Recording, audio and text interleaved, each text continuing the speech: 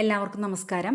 August 15 സ്വാതന്ത്ര്യ ദിനവുമായി ബന്ധപ്പെട്ട് നമ്മുടെ വിദ്യാലയങ്ങളിലെ എന്തെല്ലാം പ്രവർത്തനങ്ങൾ, പുതുമയാർന്ന വെറൈറ്റി പ്രോഗ്രാംസ് എന്തെല്ലാം കണ്ടക്ട് ചെയ്യാം എന്ന കാര്യമാണ് ഇന്നത്തെ വീഡിയോയിലൂടെ പങ്കുവയ്ക്കുന്നത്. അപ്പോൾ നമുക്ക് നോക്കാം. ഒന്നാമതായിട്ട് ജീവചരിത്ര കുറിപ്പ് തയ്യാറാക്കൽ.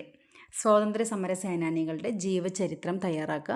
ഏറ്റവും മനോഹരമായി തയ്യാറാക്കുന്ന സ്റ്റുഡൻറ്റിന് നമുക്ക് സമ്മാനം കൊടുക്കാനായിട്ട് സാധിക്കും.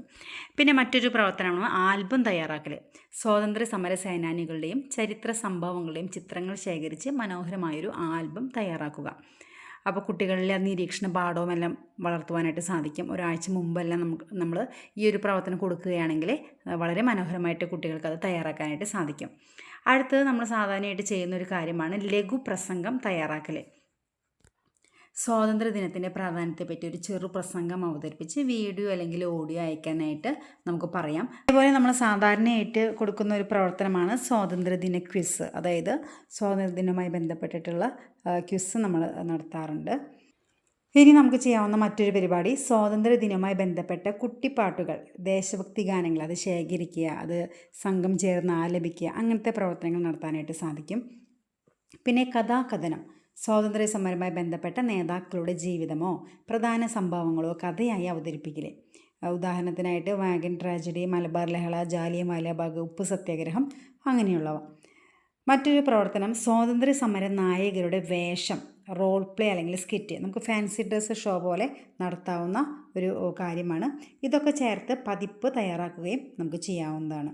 മറ്റൊരു രസകരമായ പ്രവർത്തനം, കുട്ടികൾക്ക് വളരെ ഇൻട്രസ്റ്റിംഗ് ആയിട്ടുള്ളൊരു പ്രവർത്തനമാണ് നാണയം പേപ്പറിനടിയിൽ വെച്ച് ട്രേസ് ചെയ്ത് പതാകയുടെ മോഡലിൽ വരയ്ക്കുക എന്നുള്ളത്.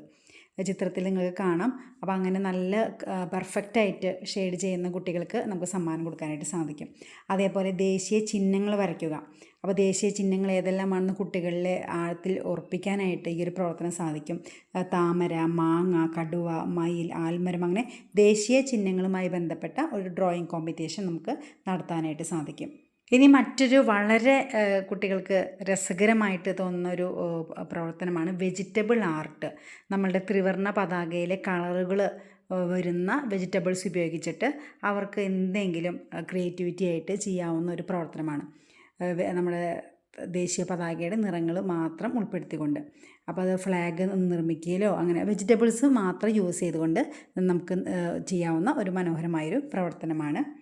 അതേപോലെ മറ്റൊരു പ്രവർത്തനം കളർ ചെയ്ത ധാന്യം ഉപയോഗിച്ച് പതാക നിർമ്മിക്കാം.